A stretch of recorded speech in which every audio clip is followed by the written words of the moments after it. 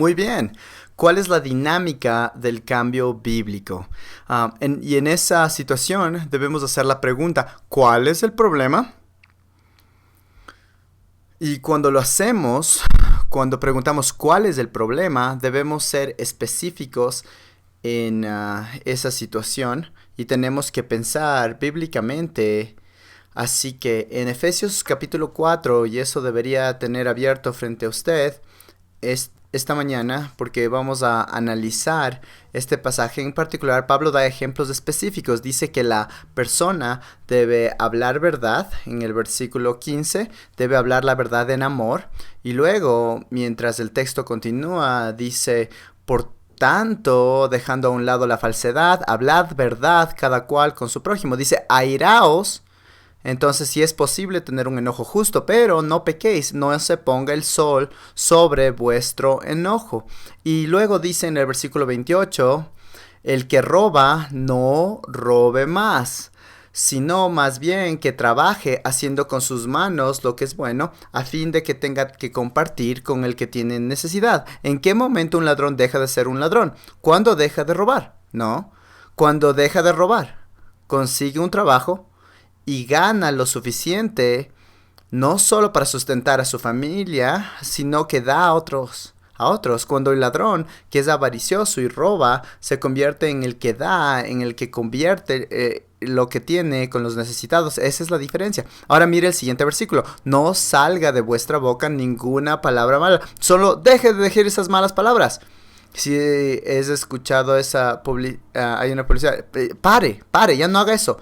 No sé si eso lo sacaron del apóstol Pablo, pero dice, no salga de vuestra boca ninguna palabra mala. No solo son dos palabras, pero lo que él quiere decir es, ya pare de decir malas palabras. Ya pare. ¿Y luego qué? Vestirse. ¿Qué debe hacer? Sino ponerse solo lo que sea buena para edificación, según la necesidad del momento, para que imparta gracia a los que escuchan. No es cuestión, no es cuestión solamente de no decir malas palabras. Bueno, no es cuestión solamente de mantener la boca cerrada. Tiene que encontrar una palabra buena que edifique a la gente en el momento oportuno para impartir gracia. ¡Wow!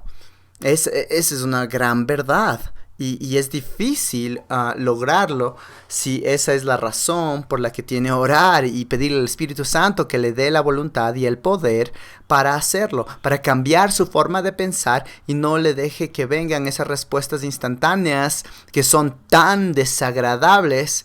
Así alguien le dice algo desagradable, si usted es como yo, me sale un sarcasmo, es algo que automáticamente me viene a la mente. Mi cerebro puede estar envejeciendo, pero todavía puedo pensar en algo desagradable y responder inmediatamente cuando alguien me dice algo desagradable a mí.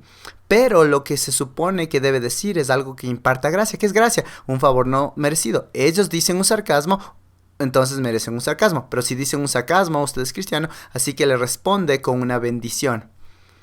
Eso es diferente. Y luego dice en el versículo 31, sea quitada de vosotros toda amargura, enojo, ira, gritos, maledicencia, así como toda maledicencia. Y luego, sed más bien amables unos con otros, misericordiosos, perdonándoos unos a otros, así como también Dios os perdonó en Cristo. Entonces nos despojamos de la amargura, enojo, ira, gritos, maledicencias y maledicencia y nos vestimos de misericordia, de un espíritu perdonador, porque hemos sido perdonados en Cristo. Así que este proceso de cambio se describe y Pablo lo trata específicamente. Es específico, dejen de robar, consigan trabajo, ganen lo suficiente para ustedes mismos y comiencen a dar a otros. Es muy específico, es muy concreto, porque la gente cambia en lo concreto, no cambia en lo abstracto. Entonces, si le dices a alguien, tenemos que aprender a tener cuidado como conductores. Dice, estoy pecando porque no conduzco con cuidado. Los conductores negligentes causan accidentes. ¿Y cómo? Entonces, ¿cómo es que se convierte en un buen conductor? ¿Cómo es que no tiene cuidado? Bueno, sigo caminando en las señales de alto. Bueno, eso es específico. Y acelero en las señales de alto y los semáforos asustado a mis pasajeros. Eso es específico. Eso es pecado. Piénselo, ¿es grosero? ¿Es poco amable? ¿Es la grosería pecado? ¿La falta de amabilidad es pecado? Sí, si la gente se pregunta, ¿será que se va a detener y está aplastando el freno de su lado del automóvil cuando no hay freno ahí? Entonces es hora de que usted aprenda que tiene que bajar la velocidad y hacerle saber que sí vi el semáforo y que me voy a detener. Entonces lo aplicamos de modo específico en todas las áreas. En este contexto también, piense bíblicamente, ¿es codependiente o complaciente? Temor al hombre. Si usted creció en un hogar donde el padre era alcohólico y no sabía si papá iba a estar como un borracho feliz, un borracho triste, un borracho enojado, así que lo que hacía dependía de la clase de borrachera en la que estaba y no sabía cómo agradarle, así que se convierte en un codependiente para ser feliz de esa persona. No, está tratando de ser complaciente, lo que tiene que hacer es agradar a Dios. ¿Qué quiere Dios que haga? Que honre a su padre y a su madre, incluso si uno de ellos es alcohólico. ¿Cómo les puede honrar? ¿Cómo les puede mostrar respeto? ¿Y cómo puede hacer lo que agrada a Dios? ¿Qué respuesta es la que honraría a Dios? Y no importa si es un borracho enojado, borracho feliz, borracho triste. Voy a hacer lo que agrada a Dios y cualquier relación que él tenga es suya y no voy a depender en su reacción. Use una terminología bíblica. ¿Es un amorío? Eso suena divertido. Pero no, es un adulterio. ¿Es un estilo de vida alternativo? ¿O es una perversión? ¿Es pecado? Debemos determinar cómo lo vamos a llamar. ¿Es alcoholismo o es borrachera? Y recuerde, cuando lo llame por su nombre, entonces podrá brindar verdadera esperanza a la gente, porque Dios murió por los pecadores y murió por el pecado. Y por tanto hay redención por el pecado. Entonces, la siguiente pregunta es, ¿qué ha hecho acerca del problema?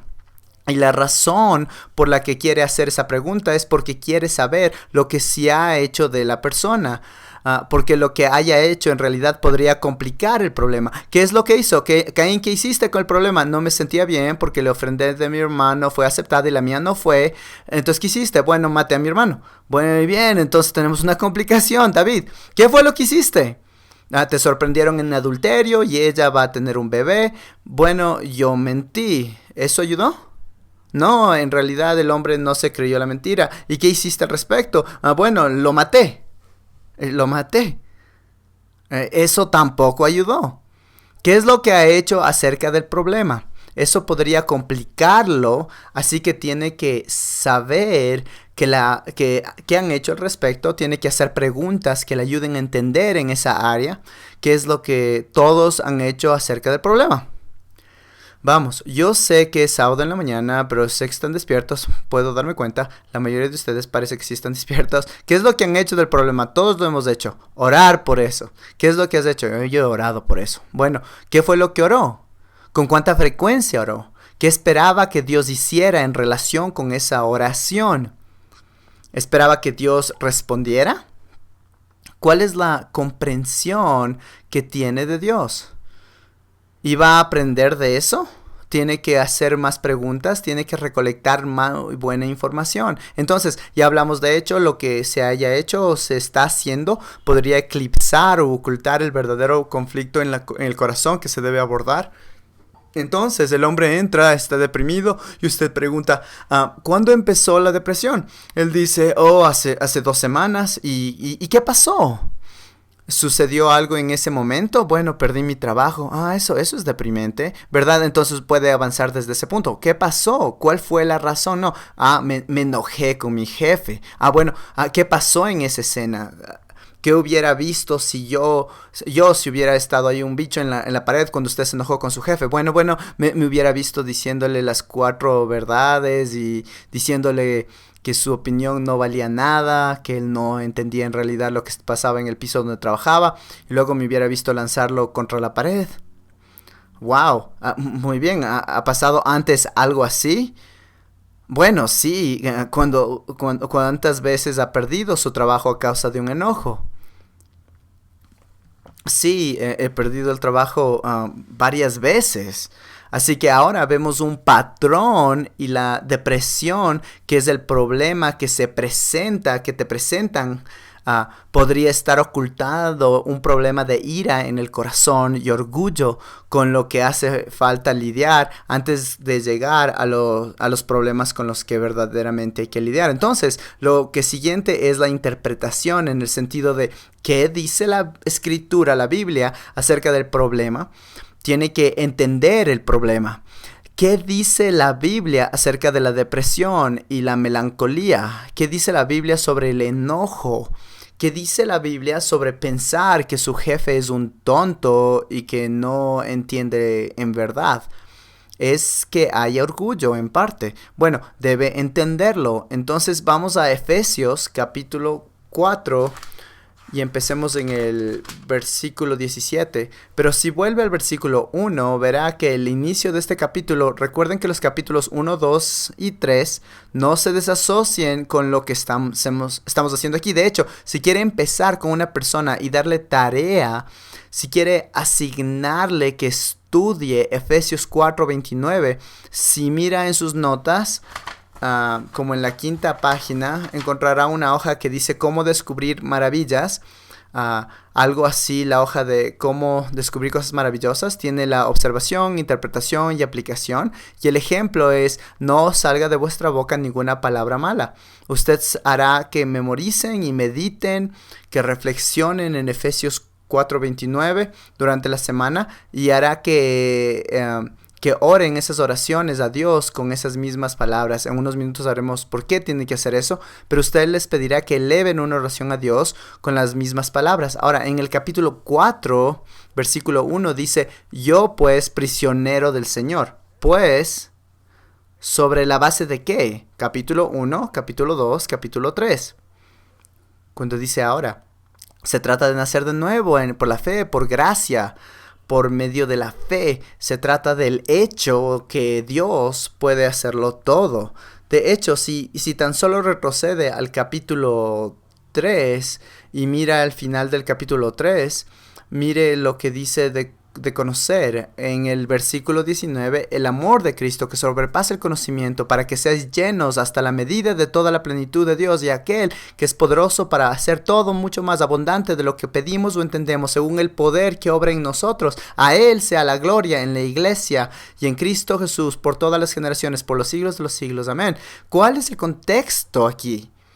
A causa del Evangelio, a causa de la gracia de Dios, a causa de su poder, usted crecerá y conocerá el amor de Cristo, y podrá entonces orar y ver a Dios hacer cosas en usted que van más allá de su capacidad de entender y pensar. Y entonces en el capítulo 4, yo pues, prisionero del Señor, os ruego que viváis de una manera digna de la vocación con la que habéis sido llamado. Aquí habla acerca de nuestro caminar en el Señor, y va a hablar de lo mismo en el capítulo 5. En el capítulo 5 nos va a decir en el versículo 1 que debemos ser imitadores, que debemos andar en amor, y en el versículo 8 del capítulo 5 dirá: ustedes antes eran en tinieblas, ahora están en la luz y deben andar como hijos de la luz. Pero este tema de andar, y la idea es que nuestro caminar nos caracteriza. Si yo le conozco bien y le veo andar por la calle, puedo reconocerle por su forma de caminar. Un día estaba sentado en el cuarto de un hospital visitando a un hombre que me dijo: ahí viene mi esposa. Y yo miré a la puerta y solo se podía ver el otro lado del pasillo, pero luego escuché y pude oír los pasos de alguien que se aproximaban por el pasillo, y su esposa dio vuelta a la esquina. ¿Cómo sabía que esa era su esposa? Reconocí su forma de caminar en el pasillo. Él reconoció su forma de caminar mientras venía por el pasillo, así que su andar lo caracteriza. Pero volvamos al capítulo 4, y al ver al versículo 17, lo que dice es: esto digo pues. Recuerda, el griego se amontona las palabras. Esto Dios, pues, y afirmo juntamente con el Señor. ¿Qué es lo que hace Pablo? Está tratando de captar tu atención. No puede resaltarlo, no puede ponerlo en mayúsculas, no puede ponerle negrillas en su computadora porque no tenía una. Entonces lo que hace es que amontona las palabras y las une. Entonces, esto digo, pues, y afirmo juntamente con el Señor, que ya no andéis así como andan también los gentiles, en la vanidad de su mente.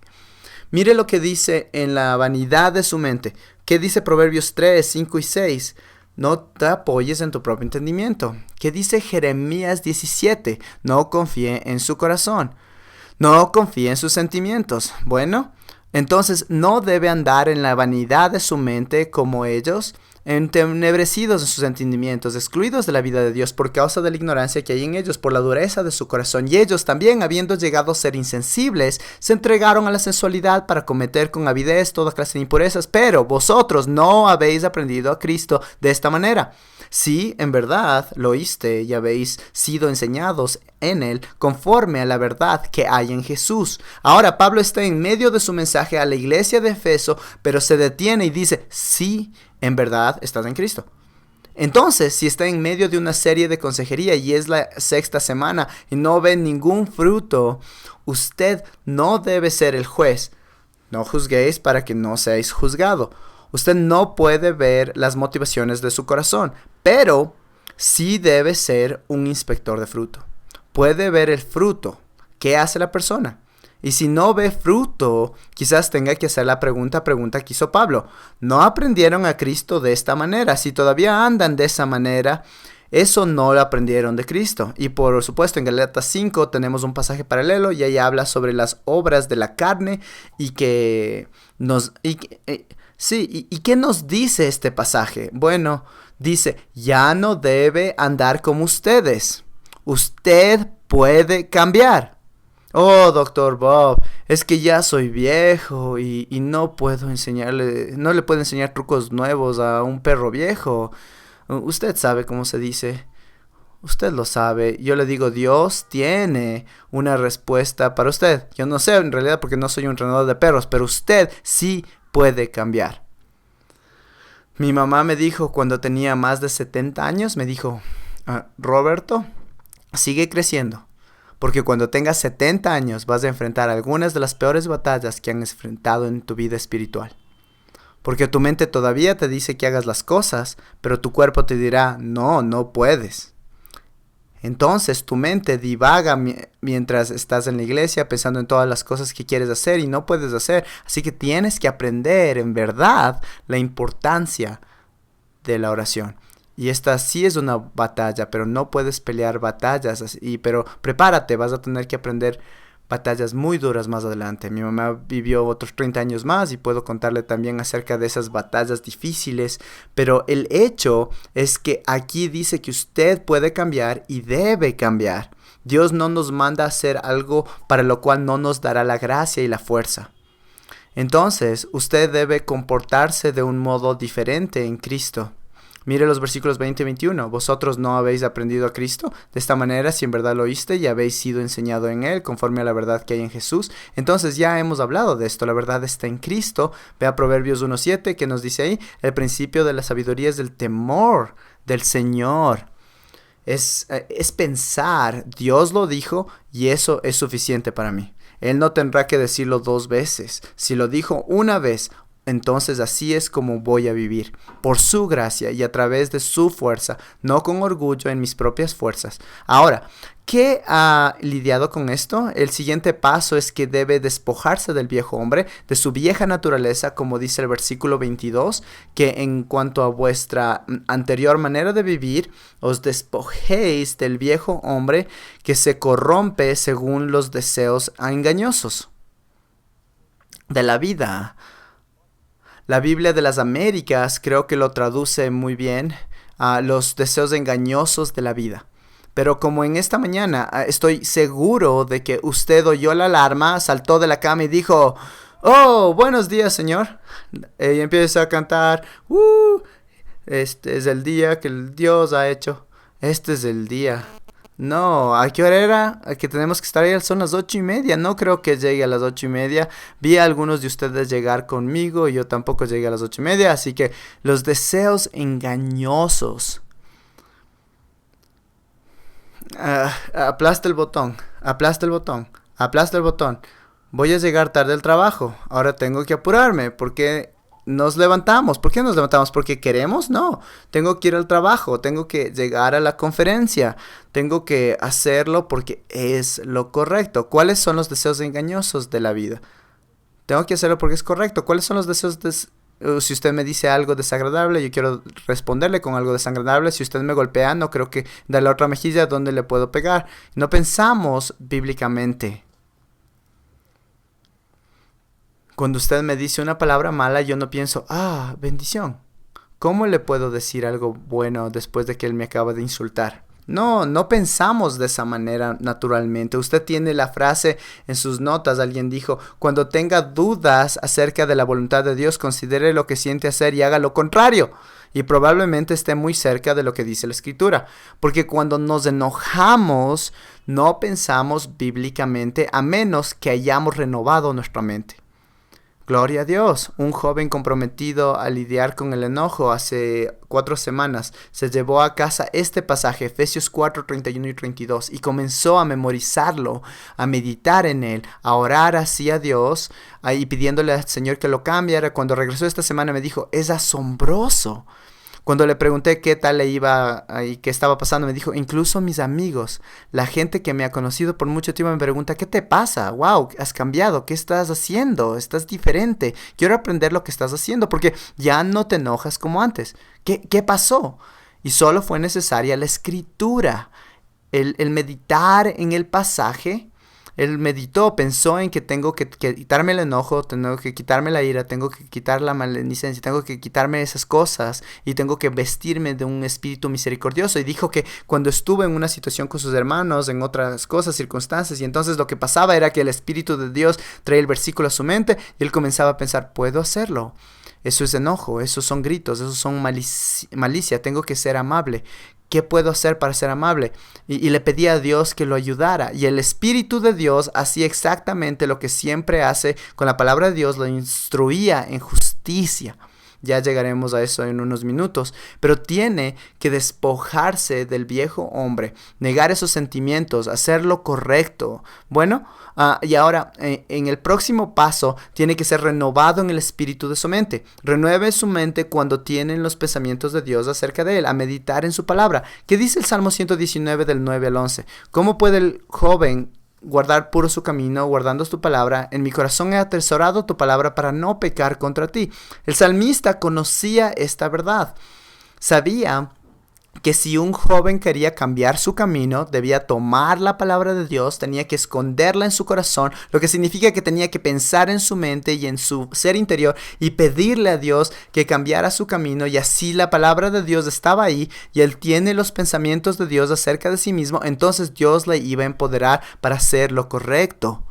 Eso es poderoso, es la forma correcta de pensar. Bueno, entonces la idea es que debe vestirse con el nuevo hombre. Y luego Pablo nos da todos estos ejemplos de lo que hablamos hace unos minutos. El cambio no viene solamente con voy a apretar mis dientes, no me voy a enojar cuando llegue a la casa en la noche. Porque tan pronto como entre en la casa y las cosas de los niños están regadas por toda la sala, está realmente molesto. Se lo aguanta por un nanosegundo y luego estalla. Pero si entra a la casa pensando, Señor, ¿qué puedo hacer para ser amable? Bueno, esa ya es una reacción amable. Oye, Pepito, me he dado cuenta de que tus bloques siguen aquí. ¿Todavía estás jugando con los bloques? No, dejé de jugar con ellos hace una hora. Bueno, ¿puede papá ayudar a recogerlos? Recuerda las reglas. Una vez que terminamos de jugar, guardamos los juguetes. Vamos, te ayudo a recogerlos. Entonces podemos sentarnos y conversar. Pepito, ¿qué es lo que estamos tratando de aprender sobre la disciplina y autocontrol? Cuando usamos algo tenemos que guardarlo. ¿Por qué no guardaste tus juguetes? Debiste hacerlo hecho al terminar de jugar, ¿verdad?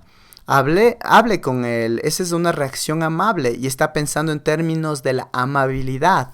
El cambio no ocurre solamente cuando uno deja el mal hábito. Debe poner a un lado el viejo hombre, pero tiene que ponerse el nuevo hombre. Entonces, hay una pregunta que puse ahí. ¿Qué significa cuando alguien dice no puedo perdonarme a mí mismo? La gente siempre lo dice. En primer lugar, está lidiando con el hecho de que no puede perdonarse a sí mismo. ¿Quién puede perdonar los pecados? Hasta los fariseos sabían, ¿verdad? Se decían entre ellos, cuando Jesús les dijo al hombre en la camilla, tus pecados te son perdonados. Ellos pensaron para adentro, pero Jesús leía sus pensamientos. Nadie puede perdonar pecados, solo Dios. ¿Quién se cree que es? Así que para que sepan que Él era Dios, les dijo, toma tu lecho y anda. Pero la idea es que ellos sabían que solo Dios puede perdonar el pecado. Usted no puede perdonarse a sí mismo. ¿O qué es lo que alguien quiere decir cuando lo expresa? Creo que quieren decir, mire, he sido una persona iracunda toda mi vida. Ayer me enojé 14 veces, me enojé hoy hace un rato 14 veces, me enojé antes de 24 veces, me enojé el día anterior, lo confesé, me alejé de la ira y luego me enojé otra vez 30 segundos más tarde y no veo ningún cambio. ¿Cómo puede Dios perdonarme cuando sigo cayendo en lo mismo una y otra vez, otra y otra y otra vez? Un hombre tenía la tarea de escribir en un diario sus enojos. Se suponía que tenía que ir a la casa y durante la semana debía escribir cuándo se enojaba, la hora, cuál era la situación, qué hizo, cómo reacción, qué era lo que deseaba y luego qué debió haber hecho. Al final del primer día tenía 40 cosas en su lista. ¿Sabe cuál era la última cosa en su lista? Hacer esta lista me enoja y ya no voy a seguir escribiéndola. Pero cuando regresó una semana más tarde para la consejería con mi amigo Bracy, él todavía tenía información suficiente en la lista de un solo día para trabajar a medio tiempo. Pero la idea es que decimos, no puedo perdonarme a mí mismo, pero lo que realmente decimos es, ¿cómo puede Dios perdonarme? Porque ya he caído en esto tantas veces en el pasado. Pero debemos enderezar nuestra forma de hablar. Eso no es un lenguaje bíblico. Usted no puede perdonarse a sí mismo. ¿Qué es lo que debe hacer? Arrepiéntase genuinamente, aprenda qué es lo que le molesta y aprenda cuál es la respuesta misericordiosa y amable que puede ponerse en lugar del otro. Y pídale al Espíritu Santo que le dé la gracia para cambiar en ese proceso. Entonces Pablo nos da ejemplos en este texto. El mentiroso debe dejar de mentir y hablar la verdad en amor. ¿Por qué? Porque somos miembros los unos de los otros. Reflexionemos. Supongamos que tenemos una estufa, es una estufa eléctrica, así que no puede ver la llama y pone ahí la mano y no sabía que su esposa la tenía encendida y está caliente. Entonces le dice a su mano, ay mano, no está tan caliente, quédate ahí. No le dice eso a su mano. ¿Por qué? Porque es un miembro de su cuerpo. Entonces grita y quita la mano de ahí. Entonces no se mienten unos a otros porque son miembros de los unos de los otros. Cuando yo le miento a usted como hermano en Cristo es como lo que acabo de escribir. Usted no lo haría en su propio cuerpo. Y luego el ladrón debe dejar de robar. Y hablamos de eso. Debe preocuparse lo suficiente como para ayudar a otros.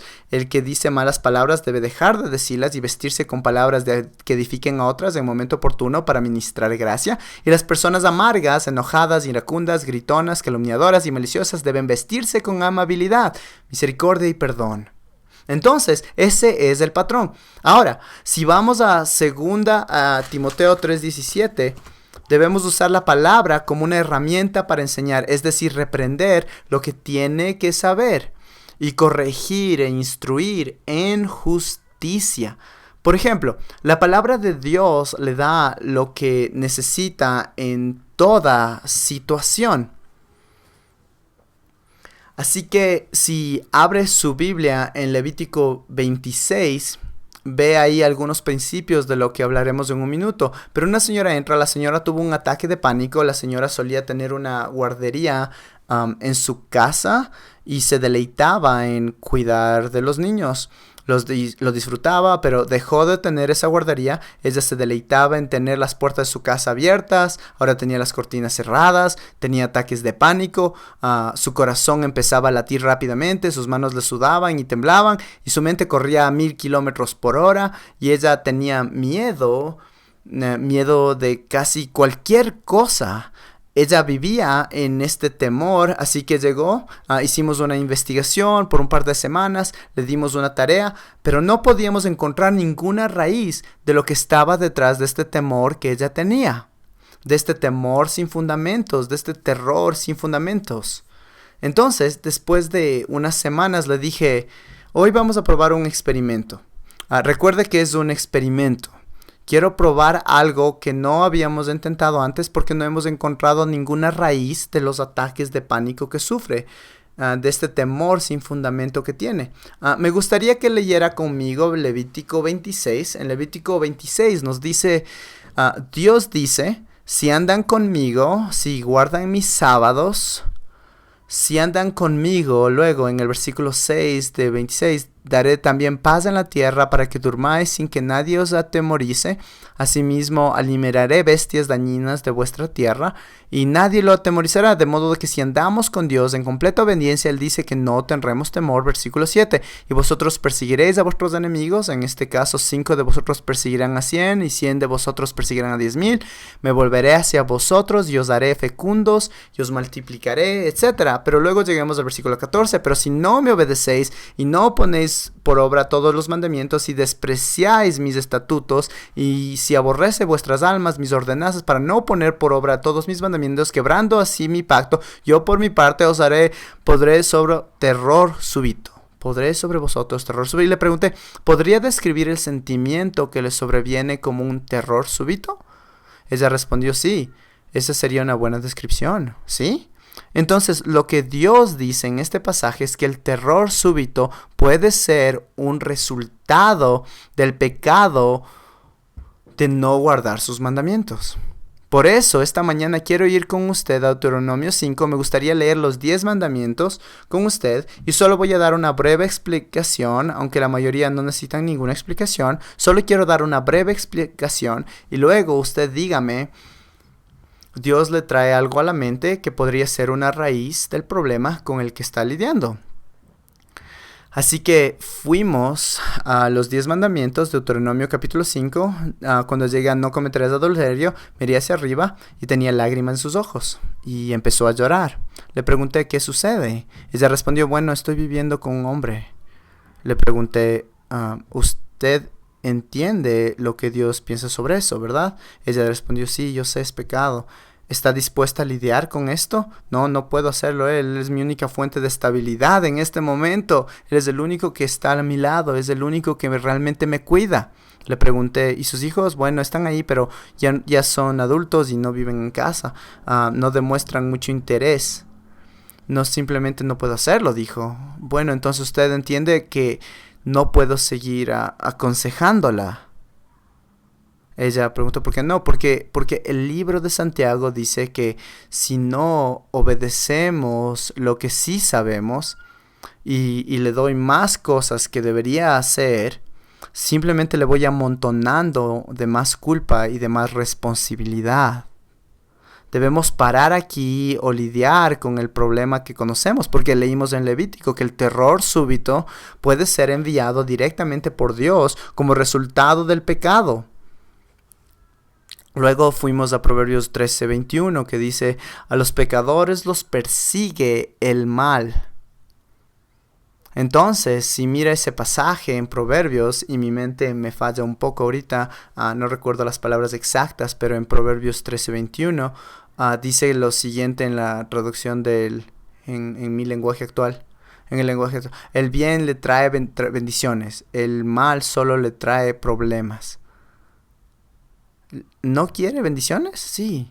¿No quiere que Dios le bendiga? Sí. Bueno, entonces tiene que dejar el pecado, porque no puede seguir cubriéndolo y dándole cabida y esperar que Dios le bendiga. Porque si mira Proverbios 28, versículo 14, dice, cuán bienaventurado es el hombre que siempre teme, pero el que endurece su corazón caerá en el infortunio.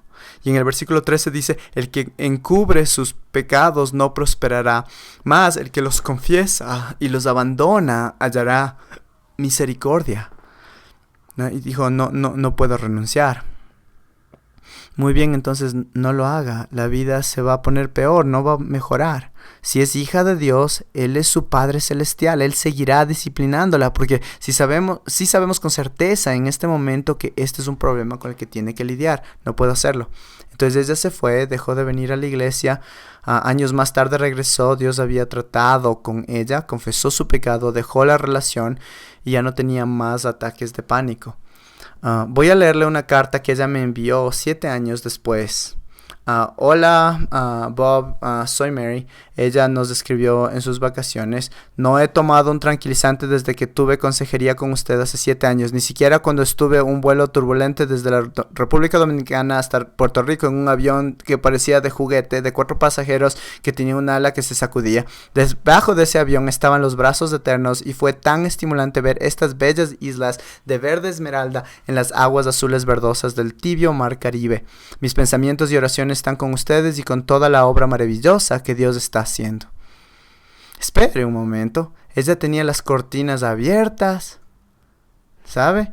La mayoría de nosotros se pone nervioso al volar en esos aviones que parecen de juguete. Hubo un cambio radical en la vida de esta señora. ¿Cómo lo sabía? Porque la palabra de Dios es suficiente para enseñar. ¿Tiene un plan para leer la palabra de Dios? Podría leer 2 capítulos del Antiguo Testamento, 1 en los Salmos, 1 en los Proverbios y 2 en el Nuevo Testamento todos los días. Entonces en un año leerá todo el Nuevo Testamento una vez, leerá los Proverbios 12 veces, los Salmos 2 veces y leerá el Nuevo Testamento 2 veces. Si tan solo sigue ese plan de 6 capítulos por día, solo lea, no estoy hablando de estudiar, solo de leer, solo lea el texto. Quizás pueda aprender un versículo que le llamó la atención, quizás lo subraye algún versículo, pero simplemente lea. Y luego, cuando esté en esa situación, Dios tomará lo que leyó esa mañana y lo traerá a su mente y lo aplicará en esa situación. Después de leer Levítico, había visto lo que ese terror como resultado del pecado. Y Dios obró, y es la palabra de Dios que provee enseñanza, que provee reprensión. ¿Sabe? Deles la palabra de Dios. Eso es lo que dice la palabra de Dios. No cometerás adulterio. Yo no creo en la palabra de Dios. Muy bien. Estoy parado frente a usted con una Magnum 357 y le digo que me dé su billetera. Yo no creo que esa es una pistola de verdad. No creo que está cargada. Entonces jalo el gatillo y le convierto en creyente. Y también le perforaré un agujero grande cuando entra y grande cuando sale. No me importa si usted no cree que es una 357 y está cargada. Si yo sé lo que es. Usted carga una 357, es la espada de la palabra, es afilada, tiene 2 filos que penetra hasta los pensamientos y la mente de las personas. No alcanzo a contarles cuántas veces he estado hablando con personas después del culto de un domingo por la mañana y ellos me dicen: Pastor Bob, ¿usted estuvo en nuestra casa esta mañana? Contestan: no. Pastor Bob, ¿cómo supo que estaba luchando con eso en esta semana? No sabía. Dios sabe, Dios toma su palabra y la aplica en el corazón. Y ese es el poder de la palabra de Dios. Está inspirada, instruye en justicia a ese joven que tenía un problema con la ira, que toma un versículo, lo memoriza el versículo y lo esconde en su corazón. Le pide que Dios le cambie en el corazón, que está en medio de esa situación, está discutiendo con su hermano, su compañero de cuarto.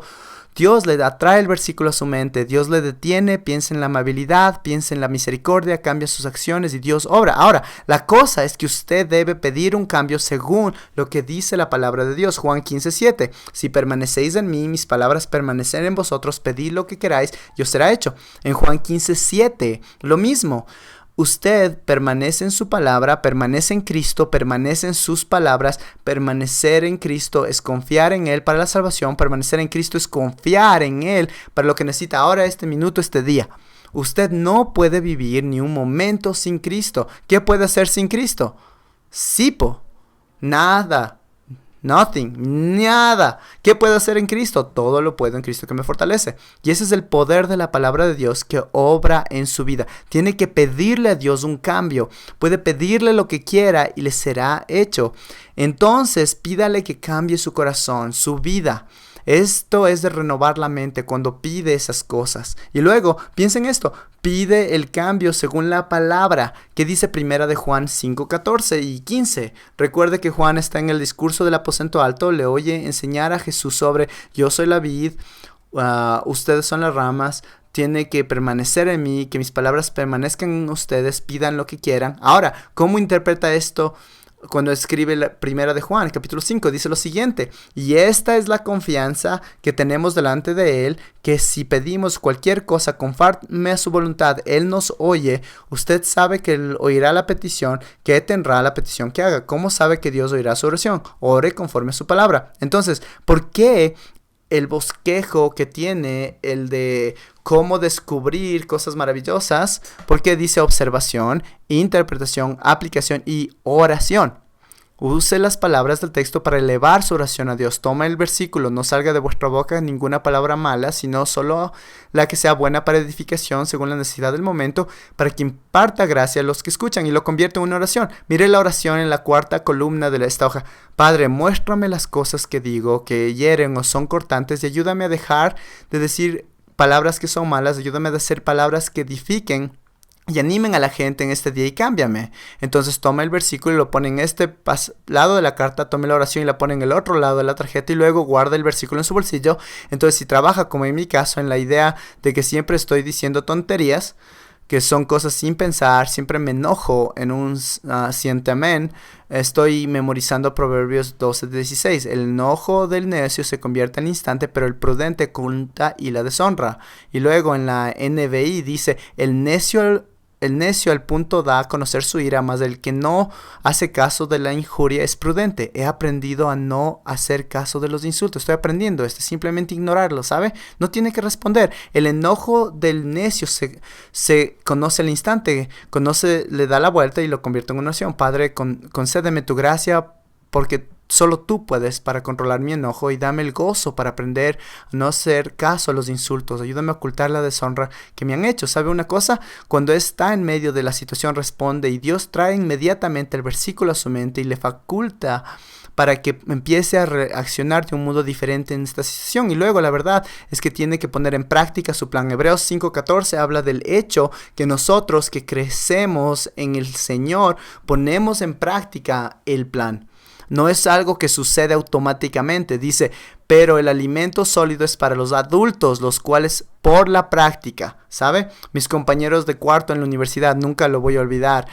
Permítame volvérselo a cantar. Esto es lo que cantaba cuando yo era inconsciente. Hermano Bob, tiene que practicar lo que predicas. Él es del sur. Tiene un tono raro que no lo puedo decir. Si yo hacía cosa inconsistente, decía practica lo que predicas, ¿verdad? Y tiene que hacerlo. Tiene que ponerlo en práctica. ¿Qué dice 1 Timoteo capítulo 4, versículos 7 y 8? A veces es conveniente usar esta Biblia en la computadora. Se puede llegar rápidamente. Apuesto a que puedo ganarle a usted en la mayoría de esgrima bíblica con esta cosa, pero nada tengáis ver con las fábulas profanas propias de viejas, más bien disciplínate a ti mismo para la piedad, porque el ejercicio físico aprovecha poco. Sí aprovecha, usted necesita ejercitarse, porque Dios le ha dado este cuerpo y es el templo del Espíritu Santo, tiene que cuidarlo, pero aprovecha poco. Pero la piedad es provechosa para todo, pues tiene promesas para la vida presente y también para la futura. Y la palabra griega aquí para disciplina es gimnasio, sacamos nuestra palabra gimnasio. Tiene que asistir al gimnasio de Dios. Los puritanos solían llamarlos ejercicios espirituales, nosotros los llamamos devocionales. ¿Cuál suena más disciplinado? Más como si estuviera en el gimnasio. ¿No es cierto? Creo que los ejercicios espirituales suenan bien. Entonces, piensa en estos términos del versículo que acabamos de ver. Tiene que despojarse de las malas palabras, tiene que vestirse con palabras buenas que edifican, debe vestirse con palabras que edifican según la necesidad del momento e impartan gracia. Entonces, toma el versículo, lo memoriza, Efesios 4:29, no haga de vuestra boca ninguna palabra mala, solo la que sea buena para edificación según la necesidad del momento, para que imparta gracia a los que escuchan, y usted comience a definir las palabras. ¿Qué es edificación? Es una palabra culta para decir algo que anime, pero ¿qué es mala? ¿Es solo la palabra que empieza con P en español o una blasfemia? No, de hecho significa cualquier cosa que corrompa, cualquier cosa que hable mal de alguien, cualquier cosa que incomoda. Y luego tiene que decir las palabras según la necesidad del momento, que edifiquen y que impartan gracia. Entonces, cuando su esposa entra por la puerta y dice, gritando, ¿qué has estado haciendo todo el día? Este lugar es un desastre. En lugar de decirle, ¿qué has estado haciendo tú, viejo? Le dice algo como, cariño, qué bueno que estés en casa. Aprecio tanto todo lo que trabajo que haces y cómo provees para nuestra familia. Y respondes a cambio con una bendición, porque quiere impartir gracia con sus palabras, y lo hace por medio de este tipo de proceso. en el que se despoja del viejo hombre y se viste del nuevo hombre a través de renovar su mente y le pide a Dios que le dé esa gracia y el poder para cambiar mientras anda con él. Y en esa muestra, por ejemplo, hay algunas cosas que usted escribe cuando trabaja en la aplicación.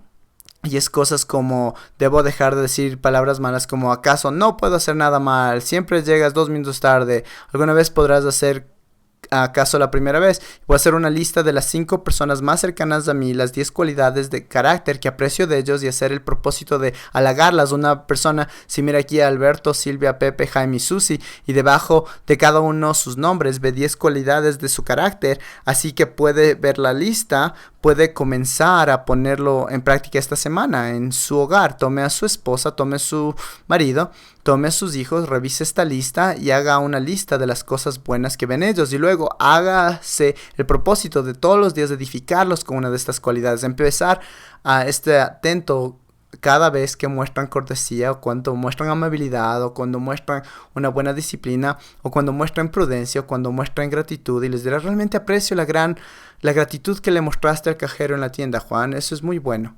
Haces el corazón del papá cante cuando haces eso. ¿Y sabe qué? Está practicando la palabra de Dios y cambia nuestra vida. Muy bien, hemos hecho un breve resumen del proceso del cambio bíblico y ahora tiene que ponerlo en práctica lo que ha aprendido.